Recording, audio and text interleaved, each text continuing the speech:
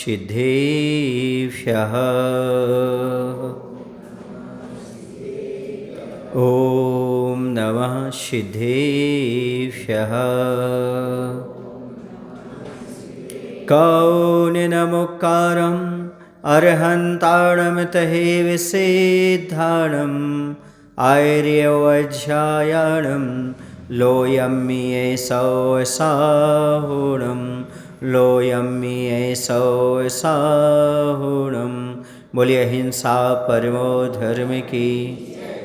देवादिदेव श्री आदिनाथ भगवान की। आचार्य गुरुदेव श्री विद्यासागर जी महाराज की। आचार्य समय सागर जी महाराज की।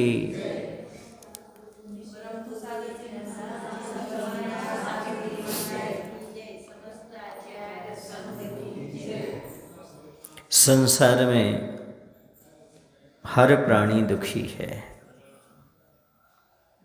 लेकिन दुख का कारण वह समझ नहीं पा रहा है।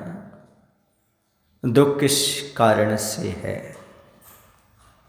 तो दुख का कारण मात्र एक ही है, उसका नाम है इच्छा। जब तक इच्छा रहेगी तब तक दुख रहेगा, क्योंकि यह प्राणी इच्छा करता है और इच्छा की पूर्ति नहीं होती तो दुखी हो जाता है, चिंताग्रस्त हो जाता है, तनावग्रस्त हो जाता है।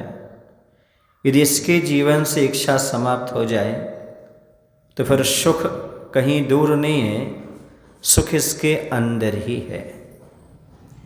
अब प्रश्न ये उठता है कि इच्छा क्यों उत्पन्न होती है? कौन से कर्म हैं ऐसे जो बार बार इच्छा को पैदा करते हैं?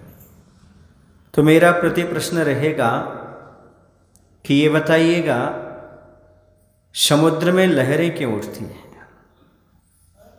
एक के बाद एक लहरें उठती जाती हैं, अनगिनत अनंत लहरें उठती हैं, किनारे पर आती हैं, समाप्त होती चली जाती हैं। जैसे समुद्र में अनंत लहरें उठती हैं, वैसे ही इस आदमी के मन में अनंत इच्छाएं उत्पन्न होती रहती हैं। आपसे पूछा जाए समुद्र में लहरें क्यों उठती हैं, तो आपका क्या जवाब होगा? समुद्र में लहरें क्यों उठती हैं? हवा के कारण। जब तक हवा रहेगी तब तक समुद्र में पानी में लहरें उठती रहेंगी। वैसे ही जब तक आत्मा में मोहिनी कर्म रहेगा तब तक इच्छा रूपी लहर उत्पन्न होती रहेगी। जैसे लहरों का कारण हवा है, वैसे इच्छा का कारण मोहिनी कर्म है। यह मोहिनी कर्म क्या है? तो मोहिनी कर्म का अर्थ है वस्तु स्वरूप की भूल, वस्तु तत्व को सही रूप से नहीं जानना, सच्चा श्रद्धा नहीं करना, और जिनके माध्यम से दुख होता है उनको सुख का कारण मानना। जिन जिन भावों से, जिन जिन क्रियाओं से, जिन जिन वचनों से दुख होता है उनके लिए सुख का कारण मान के चलना। आपकी जितनी भी इच्छाएं हैं वह पूरी कर दी जाएं तो आप दुखी हो जाएंगे, क्योंकि आपकी इच्छाएं कुछ ऐसी हैं जो आपको स्वयं दुखी बनाने वाली हैं। जिसे शराबी की इच्छा हो, शराबी चाह रहा है दुनिया भर की शराब उसके पास आ जाए, शराब पिएगा तो क्या होगा? वह चाह रहा है कि दुनिया भर का सारा धन हमारे पास आ जाए, आएगा तो क्या होगा? पागल हो जाएगा। दुनिया की सारी संपत्ति एक व्यक्ति के पास आ जाए तो क्या होगा? वो पागल हो जाएगा। उसकी इच्छा है मैं जितना भी दुनिया में अच्छा से अच्छा भोजन पकवान बना हुआ है वह सब मैं खा जाऊं। यदि खाएगा तो क्या होगा? बोलो ना भाई, बचेगा क्या? इसलिए कुछ इच्छाएं तो ऐसी हैं यदि आपकी पूरी हो जाएं तो आपका जीवन ही समाप्त हो जाए। आदमी जी तो इसलिए रहा है, कुछ ना कुछ इच्छा रख करके चल रहा है, कुछ ना कुछ भाव रख करके चल रहा है, तो वह जिंदा है, वरना अभी तक तो समाप्त हो गया होता। बचपन से लेकर के बुढ़ापे तक कोई ना कोई इच्छा के सहारे कोई ना कोई जिज्ञासा के सहारे जीता रहता है, आगे ऐसा करूँगा, आगे ऐसा करूँगा, आगे ऐसे करूँगा, वरना उसका जीवन ही समाप्त हो जाए। तो ये मोहिनी कर्म के उदय से इच्छा प्रकट होती है।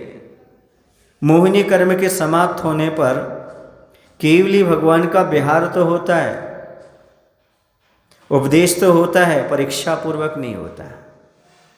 स्पृहा नहीं, इच्छा नहीं, गमन हो रहा है भव्य जीवों के पुण्य के योग से। दिव्य धनी खिल रही है, भवि भागी जोगन वसाए। भव्य जीवों के पुण्य के योग से उनका विहार चलता है, समोषण स्थापित होता है और उनकी दिव्य धनी खिलती है, क्योंकि वहाँ पर इच्छा नहीं है। लेकिन जब तक केवल ज्ञान नहीं और जब तक मोहिनी कर्म विद्यमान है, तब तक प्रत्येक प्राणी के पास इच्छा और जिज्ञासा उत्पन्न होती रहती है। इच्छाएं ही दुख का कारण है। आत्मानुशासन ग्रंथ में लिखा, तपस्विनः सुखी। जो तपस्वी हैं वो सुखी हैं। अब मैं पूछना चाहता हूँ, तपस्वी क्यों सुखी हैं? तपस्वी किसे कहते हैं? तप किसे कहते हैं? इच्छा निरोधः तपः। इच्छा का निरोध करना सो तपस्या है। ऐसा कहाँ पढ़ा आपने? इच्छा निरोध तपा तत्वसूत्र पढ़ा आपने? कितने लोगों ने पढ़ा? जरा हाथ ऊपर करना, एक बार और पढ़ लेना तत्वसूत्र। ये सूत्र तत्वसूत्र में नहीं है। हाँ, ये सूत्र तत्वसूत्र में नहीं है, एक बार और पढ़ लेना अच्छी तरह से। उसमें सूत्र आया है, तपसा निर्जरा छय। निक्षा निरोध तपा ऐसा सूत्र नहीं है ना? हाँ, मैंने बचपन में पढ़ा था, याद है मुझे। तो उसमें ऐसा कहीं भी नहीं है इच्छा निरोध तपा। तो ये टीका ग्रंथों में से आया। तो तप का अर्थ क्या होता है? इच्छा निरोधा तपा। जहाँ इच्छाओं का निरोध हो जाता है वहाँ पर तपस्या होती है, और तपस्या जहाँ पर हो जाती है तपस्वी वहाँ सुखी हो जाता है, क्योंकि इच्छाओं का निरोध हो जाता है। बस सुख का कारण यदि कोई है तो इच्छाओं का निरोध है और तपस्या है। आज तक संसारी प्राणी दुखी क्यों है? क्योंकि उसने इच्छा का निरोध नहीं किया। दिन प्रतिदिन उसकी इच्छाएं बलवती होती चली जाती हैं। तृष्णा न जीर्णा वयमेव जीर्णा। दादाजी बूढ़ा तो हो गया, शरीर तो बूढ़ा हो गया, परीक्षा बूढ़ी नहीं हुई। इमली का पेड़ कितना भी बूढ़ा हो जाए, इमली समझते ना? हिंची क्या बोलते आप? हुंची, हुंची, हुंची काई। तो उसका पेड़ कितना भी बूढ़ा हो जाए पर उसकी खटाई कम होती है क्या? हाँ, खटाई कम होती है। ऐसे आदमी कितना भी बूढ़ा हो जाए उसकी इच्छा कम नहीं होती। शरीर तो बूढ़ा हो जाता है, जीर्ण शीर्ण हो जाता है, पर उसकी इच्छाएं और प्रबल होती जाती हैं। जितना वृद्ध होता है उतने खाने पीने की इच्छाएं बढ़ जाती हैं। अभी तो बच्चों से मोह रहता है, फिर नातियों से, पोतों से, है ना, आजोबा बन जाते ना, क्या बन जाते। उसके बाद और नीचे नीचे और जो होते जाते उन सब से, और चिल्लर पार्टी से, और बच्चों से, बच्चों के बच्चों से, बच्चों के बच्चों से मोह बढ़ता चला जाता है। और मोह भी बढ़ता है, इच्छा भी बढ़ती है, खाने की इच्छा भी बलवती हो जाती है। इतना तक कि अंत समय भी खाने की इच्छा करता है। अभी एक अम्मा को संबोधन किया था तो वह अम्मा ये कह रही थी, जब संबोधन कर रहे थे उनको, यहाँ नहीं दूसरे गांव की बात है, उनके जब संबोधन कर रहे थे तो ये कह रहे थे हमसे, हम अभी नमोस्त नहीं करते, पहले पानी पिलवाओ हमें। क्या पिलवाओ? पानी पिलवाओ। बोलना बन रहा है, सब कुछ आ रहा है, पहले पानी पिला दिया, पानी दे दिया उसको, भैया चलो अब नमोस्त बोलो महाराज जी से। अभी नहीं बोलेंगे, पहले भोजन दो। खाट पर पड़े हैं, आंखें बड़ी मुश्किल से खोल पा रहे, लेकिन भोजन पाने की इच्छा है। भोजन भी दे दिया उसको, अब नमोकार मंत्र बोलो, अभी नहीं बोलते, भी इच्छा नहीं है। समझ आ रहा है?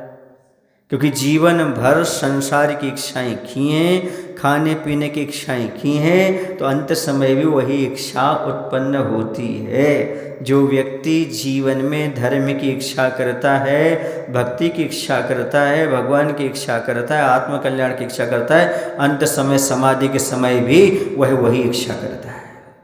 अब आप पर डिपेंड है आप कौन सी इच्छा करते हो।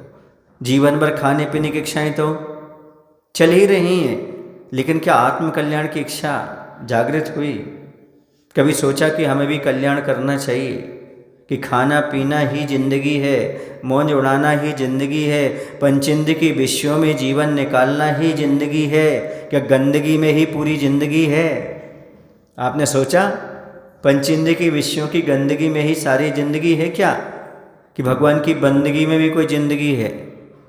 कुछ लोग तो भगवान की बंदगी में पूरी ज़िंदगी निकाल देते हैं और कुछ लोग विषयों की गंदगी में पूरी ज़िंदगी निकाल देते हैं। विषयों की गंदगी में निकालने वाले दुर्गति के पात्र होते हैं, दुर्गति में जाते हैं। और जो भगवान की बंदगी, बंदगी समझ में आ रहा ना, भगवान की वंदना करने में, भगवान की पूजन करने में, भगवान आत्मा और परमात्मा के बारे समझने में जो जिंदगी निकालते हैं वो सदगति के पात्र होते हैं।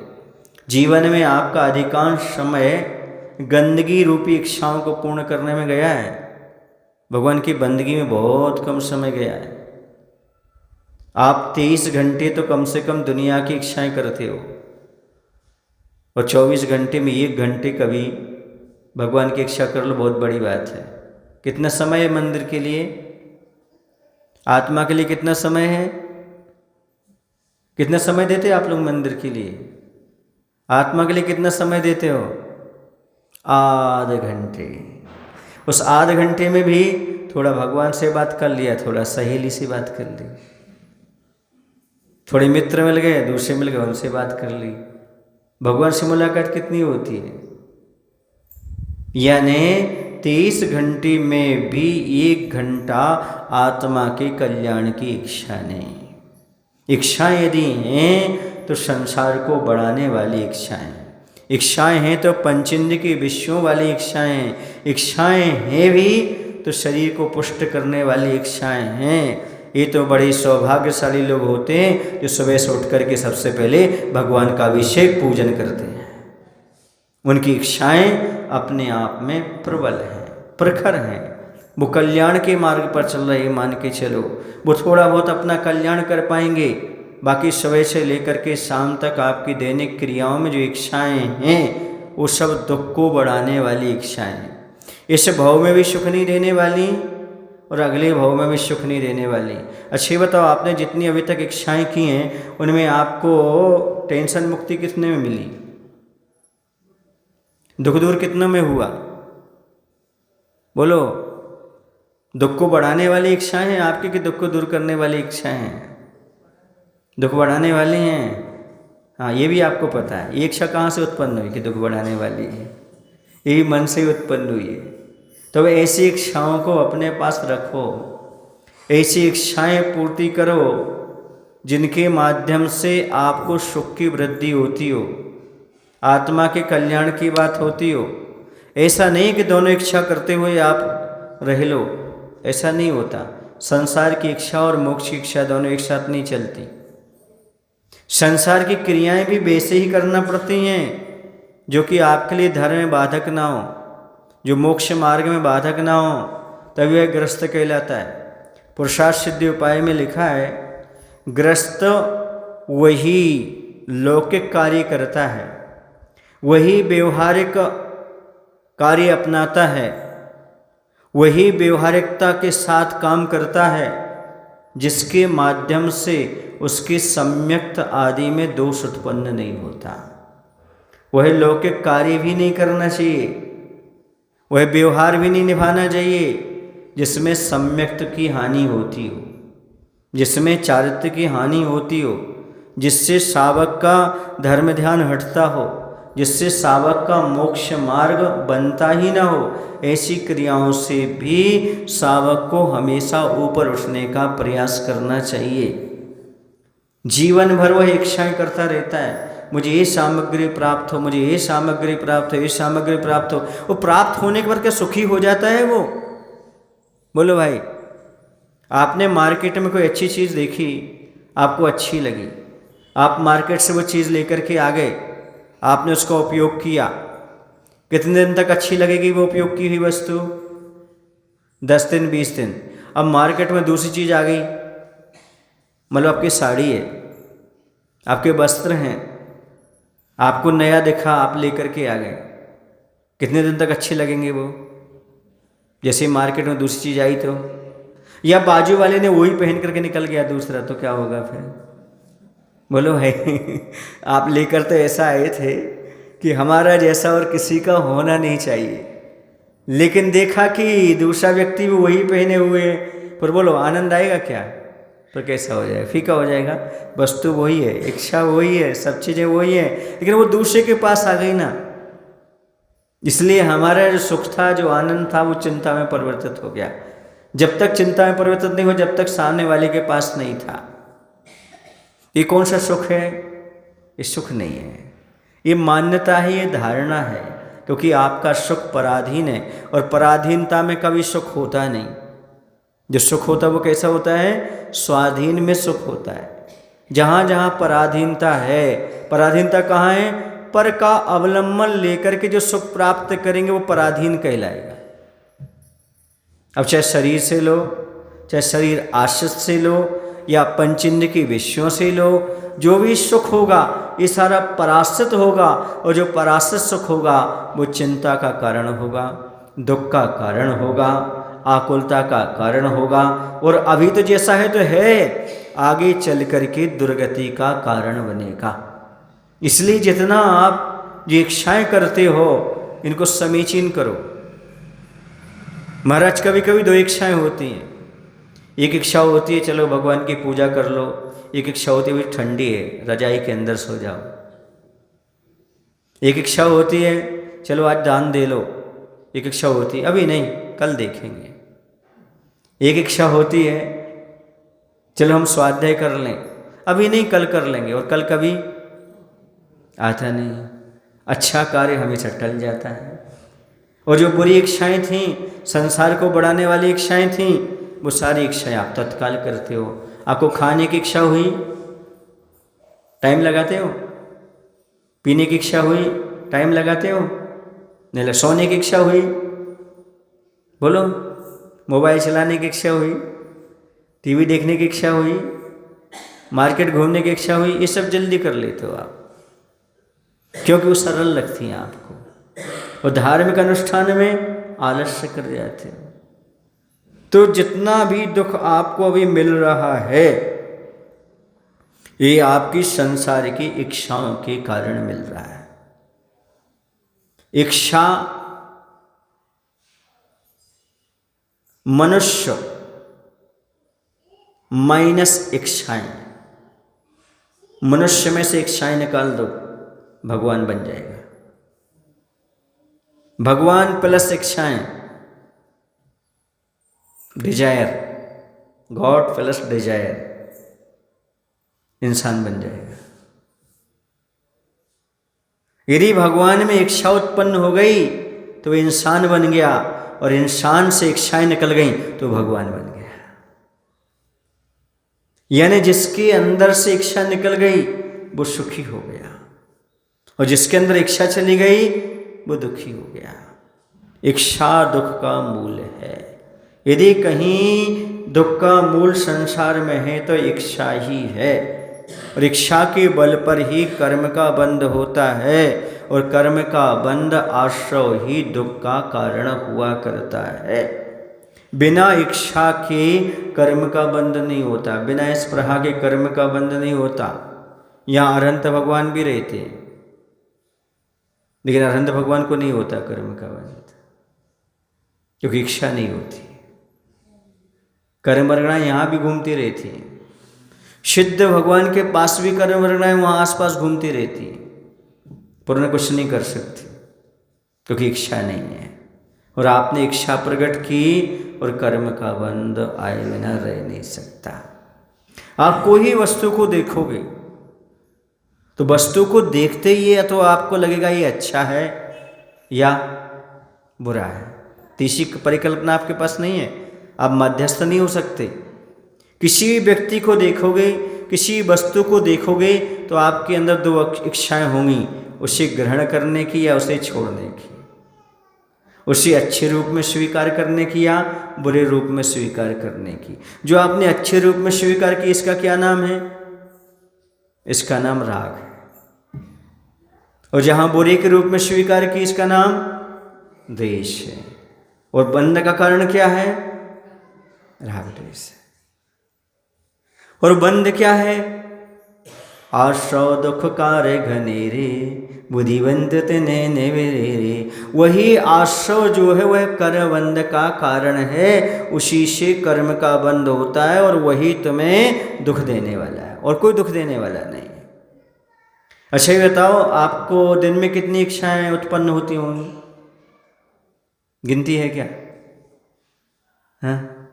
आसमान में जितने तारे हैं, मधुमक्खी के छत्ते में जितनी मधुमक्खियां हैं, गिनती है आपके पास? कितने तारे हैं? आगम में तो है, पर आप गिन पाओगे क्या? मधुमक्खी के छत्ते में मधुमक्खी, समुद्र की लहरें नहीं गिन सकते। जैसे आसमान में तारे आप नहीं गिन सकते, जैसे मधुमक्खी के छत्ते की मक्खियाँ नहीं गिन सकते, जैसे समुद्र की लहरें नहीं गिन सकते, वैसे आपके अंदर एक दिन में कितनी इच्छाएं उत्पन्न होती हैं आप गिन नहीं सकते। अच्छा, कितनी इच्छाएं पूरी होती हैं आपकी? दिन भर में जितनी इच्छाएं पूरी होती हैं, जो उत्पन्न होती है, वो पूरी हो जाती हैं क्या? नहीं होती ना। तो ये सब दुख का कारण है। इच्छाएं कभी भी पूर्ण हो नहीं सकती। इच्छाओं की यही तासीर है। एक बार की बात है, एक व्यक्ति था, बहुत दुखी था, और एक संत के पास पहुंचा और संत से निवेदन करता है, हे संत महात्मा, मैं बहुत दुखी हूँ, हमें कोई ऐसा उपाय बताओ ताकि हम दुख से छूट सकें। वो संत कोई गृहस्थ संत थे, कोई बगीचे में झोपड़ी बना करके रहते थे। उन्होंने कहा, वास्तव में आप दुखी हैं? बोले, मैं दुखी हूँ। एक काम करो, वो बाल्टी रखी, बाल्टी समझते आप, कुएं के पास रखी हो, है ना? उस बाल्टी में पानी भरो। उसने दूसरे बर्तन से कुएं में पानी निकाला, कुएं से उसे बाल्टी में भरा, वह भरता गया। उसने कम से कम 10-20 लीटर पानी डाला होगा, लेकिन बाल्टी नहीं भरी। और बाल्टी 5 लीटर की थी। क्यों नहीं भरी? नीचे से तली नहीं थी, उसमें नीचे खुला था। उसमें कितना ही भरते जाओ, वह कहीं भरने वाले नहीं। उसने संत से कहा, संत आपने ऐसी किसी बाल्टी दे दी हमें, उसमें कितना ही पानी डालो सब बह जाता है। बोले, मैंने बाल्टी नहीं भरवाई थी आपसे, पानी नहीं भराना था, आपको शिक्षा देना थी।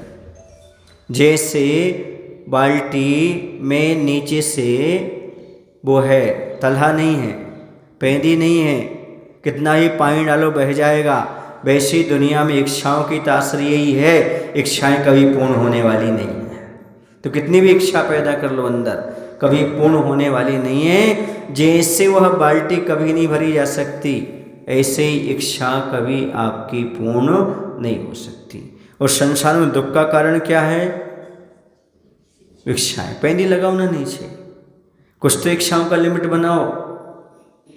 अच्छा, आप लोग बहुत सारे नियम लेते होंगे, 4 हरी खाएंगे, 5 हरी खाएंगे, ये खाएंगे। अच्छा, एक दिन नियम लेके देखो, आज एक ही इच्छा उत्पन्न करेंगे बस, मन में दूसरी इच्छा नहीं आएगी, एक ही आएगी। हो सकता है क्या? क्यों? खाने पीने में तो मेहनत लगती है, इच्छा में क्या मेहनत करनी नहीं? इच्छा बोलो, कौन सी इच्छा करना चाहोगे? एक या तो खाने की इच्छा, पीने की इच्छा कर लो, या मंदिर की इच्छा कर लो। फिर सोने की नहीं करना, कपड़े बदलने की नहीं करना, किसी से बात करने की नहीं करना। ये कोई इच्छा का लिमिट है क्या? कभी आपने बनाया इच्छा का लिमिट कि आज इतनी इच्छाएं करेंगे, इससे ज़्यादा इच्छा नहीं करेंगे? महाराज जी बहुत सारे प्रवचन सुने, पर ऐसा प्रवचन में किसी महाराज ने नहीं कहा कि इच्छा का नियम लो। क्या इच्छा का अर्थ यहाँ पर है भोगो भोग की। किसकी? भाव तो बहुत सारे हो जाते हैं, भोगने की इच्छा। समझ गए ना? कितनी इच्छाएं हैं आपकी दिन में बताओ? खाने की, पीने की, उठने की, बैठने की, सोने की, और निंदा करने की, प्रशंसा करने की कौन सी है? नहीं है, बहुत सारी इच्छाएं। हाँ है ना? तो कितनी इच्छाएं का नियम लेते हो? हरि का नियम लेते 5 हरि लेंगे आप, वाहन का त्याग कर देते हो आप, इच्छाओं का भी तो त्याग करो। इससे ज़्यादा हम मन में इच्छाएं उत्पन्न नहीं करने देंगे, और जैसी तुम इच्छाएं उत्पन्न नहीं करने दोगे वैसी इच्छा हो जाएगी। आपका मन ऐसा है, जैसा आप सोचोगे हमें कोई इच्छा नहीं करना, वैसे ही आपकी अगली इच्छा तैयार हो जाएगी। आप करने तो बैठो। समझ आ रहा है? एक राजा था, बहुत क्रूर परिणामी था, बहुत क्रूर परिणामी था। तो एक जो मांत्रिक था वह सबको मंत्र देता था, और मंत्र देकर के अपनी आजीविका का निर्वाह करता था। कुछ लोगों के काम भी सफल हो जाते थे, कुछ के नहीं होते थे। राजा ने उसको बुलाया, उससे कहा याद रखो तो हमें मंत्र तो दे रहे हो, यदि मंत्र सिद्ध नहीं हुआ तो फिर देखा, ध्यान रखना तुम। क्रूर परिणामी था। मांत्रिक क्या करता? मांत्रिक घबरा गया। उसने सोचा ये राजा तो बहुत खतरनाक है, ये तो मुझे मार डालेगा। उसने कोई बात नहीं, चिंता मत करो, उसने राजा से कहा ये मंत्र है और ये 5 मिनट में सिद्ध हो जाएगा। कितने मिनट में? 5 मिनट में, बिल्कुल बिल्कुल पक्का। लेकिन याद रखना, जैसे ही तुम मंत्र जाप करने बैठो वैसे ही टूटी चप्पल और सड़े टमाटर याद नहीं करना। क्या याद नहीं करना? क्या याद नहीं करना? टूटी चप्पल और सड़े टमाटर याद नहीं करना। बाकी आप मंत्र सिद्ध करो, 5 मिनट में आपका मंत्र सिद्ध हो जाएगा। उसका ठीक है, वह बैठा, पर कंडीशन याद आ गई। कौन सी कंडीशन है? अब याद तो आ ही गई, अब क्या याद करोगे? तो जैसे ही बैठा, क्या याद नहीं करना? टूटी चप्पल, सड़े टमाटर याद नहीं करना। याद तो आ गया, अब कहाँ से मंत्र सिद्ध होगा? जब भी वह मंत्र सिद्ध करने बैठता तब उसको क्या याद आ जाती? अब बोलो सिद्ध हो गया क्या? इसी प्रकार से आपसे कहा जाए आप इच्छा का लिमिटेशन करो तो आप कर पाएंगे क्या? आपके अंदर एक इच्छा तो उत्पन्न हो ही जाएगी कि हमें इच्छा का लिमिटेशन करना है। एक बार आचार्य से प्रवचन कर रहे थे, तो आचार्य से इसी क्लास में थे, तो बोलते हैं एक सूत्र अपना लो अपने जीवन में, मैं किसी से उलझता नहीं, मैं किसी से उलझता नहीं, मैं किसी से उलझता नहीं। तो मैंने धीरे से बोल दिया, अपन इसी वाक्य में तो उलझ गए। तो आचार्य से पेट पकड़ के हंसने लगे। किस वाक्य में उलझ गए? हम मैं और किसी से उलझ तो गए ना, इसी वाक्य में उलझ गए ना कि मैं किसी से उलझता नहीं, मैं किसी से उलझता नहीं, मैं किसी से उलझता नहीं। इसलिए जब मंत्र सिद्ध करने आप बैठोगे तब क्या याद नहीं करना? क्या याद नहीं करना? बोलो ना। टूटी चप्पल और सड़े टमाटर, वो याद आएंगे ही आएंगे, निश्चित है। कहने का तात्पर्य असंयम दशा में मन की इच्छाओं को रोकना बहुत कठिन है। जब जब असंयम दशा रहेगी तब तक इच्छाओं को रोका नहीं जा सकता। क्यों नहीं रोका जा सकता? क्योंकि मन की चंचलता इच्छाओं पर कंट्रोल नहीं करा सकती। फिर भी कम से कम मोटे तौर पर जो इच्छाएं आपकी हैं उनको तो कंट्रोल में कर सकते हो, जिससे हमारा भी अहित हो, दूसरे का भी अहित हो। ऐसी इच्छाओं से तो बचने का प्रयास करो जिसमें हमारा भी भला नहीं है, दूसरे का भी भला नहीं है। ऐसी इच्छाएं करके हमें मिलेगा क्या? बोलो भाई, मिल जाएगा क्या? अच्छा ये बताओ, किसी की निंदा करने से किसका भला होता है? उसका कि तुम्हारा? हैं? किसी सामने वाले की निंदा करने से किसका भला होगा? उसका होगा कि तुम्हारा होगा? किसी का भला नहीं होगा। हैं? तो तुम्हारे माध्यम से भला नहीं हो रहा उसका, बिल्कुल। वो सहन कर रहा है इसलिए भला हो रहा है। यदि वो सहन नहीं करता तो उसे भी कर्म का बंध होता और तुम्हें भी कर्म। वो तो प्रशंसा से भी कर लेगा, वो तो उसमें क्या बात होती है। प्रशंसा करो, समता भाव रख लेगा, तुम्हें भी फायदा होगा, उसको भी कर्म की नजर हो जाएगी। निंदा क्यों? समझ आ रहा है आपको? ऐसी इच्छा मत करो जिसके माध्यम से स्वयं का अहित हो और दूसरे का हित हो। दूसरे की निंदा करने से स्वयं का भी अहित होता है। स्वयं का अहित क्यों होता है बताओ? कौन से कर्म का? कौन सा शुभ? नीच गोत्र का बंध होता है। किसका होता है? नीच गोत्र का बंध कौन से गुण स्थान तक होता है? कौन से गुण स्थान तक होता है? दूसरे गुण स्थान तक। जहाँ अनंतानुबंधी कषाय का सद्भाव है वहीं तक नीच गोत्र का बंध होता है। इसका मायना क्या हुआ? इसका मायना ये हुआ तीव्र कषाय के बिना जीव दूसरे की निंदा नहीं कर सकता। वो जहाँ तीव्र कषाय का उदय आया वहीं पर मिथ्यात आ गया, और मिथ्यात आ गया तो संसार आ गया। समझ आ रहा? तो कम से कम एक संकल्प कर लेना कि आज चतुर्दशी है, आज अष्टमी है, आज रविवार है, आज मेरा दूसरे की निंदा करने का त्याग नियम है। फिर ये भी नहीं करना मेरा सर दर्द कर रहा है, सिर की भी निंदा नहीं करना। मुझे भूख लग रही है, कुछ नहीं बनाया, ये भी निंदा नहीं करना। सास की नहीं करना, बहू की नहीं करना, समझ रहे ना, बाजू वाले की नहीं करना। कोई शिकायत नहीं, कोई निंदा नहीं। और ये तो कठिन सा नियम लगता है। इसमें कौन सा मेहनत लगती है? कोई मेहनत नहीं लगती। थोड़ी सी अपने मन को सही दिशा देने की आवश्यकता है, और ये सही दिशा अनादिकाल से प्राप्त नहीं हुई अपन को। आप व्रत कर लोगे, उपवास कर लोगे, पर किसी की शिकायत किए बिना तुम्हारा एक भी दिन नहीं निकलेगा। देख लेना आप। अरे ये पुजारी क्या करते हैं, अरे ये मंदिर में कैसा होता है, अरे माँ ने ऐसा कर दिया, अरे पिता ने ऐसा कर दिया, अरे सासू माँ ने ऐसा कर दिया, ओ बहू ने ऐसा कर दिया। और कुछ शिकायत नहीं होगी तो आपको अरे आज तो मेरा सर दर्द कर रहा है। बोलो ना, रहेगी कि नहीं रहेगी? आज तो मुझे भूख ही नहीं लगी। कुछ ना कुछ आपके मन में नकारात्मकता आएगी आएगी। इससे कैसे बच सकते हो आप? बस इसी से बचने से सुखी रह पाओगे। कुछ लोग दूसरे से दुखी नहीं है, स्वयं से दुखी है। मेरे पास ये नहीं है, मेरा ऐसा नहीं है, मेरा ऐसा नहीं होता, मेरा ऐसा। कोई उनको बाहर से दुख देने वाला नहीं है, कोई उनका कोई कमी नहीं है, कुछ भी नहीं है। मात्र जो इच्छाएं अंदर से पैदा होती ना, ऐसा नहीं, ऐसा नहीं, ऐसा नहीं, ऐसा नहीं, ऐसा नहीं।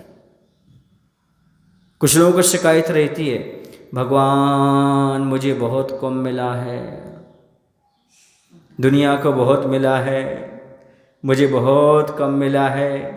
पर याद रखो, लोगों को हमेशा रहती एक गिला है, भगवान मुझे बहुत कम मिला है। पर वो सोच लें जितना आपको मिला है उतना और कितनों को मिला है।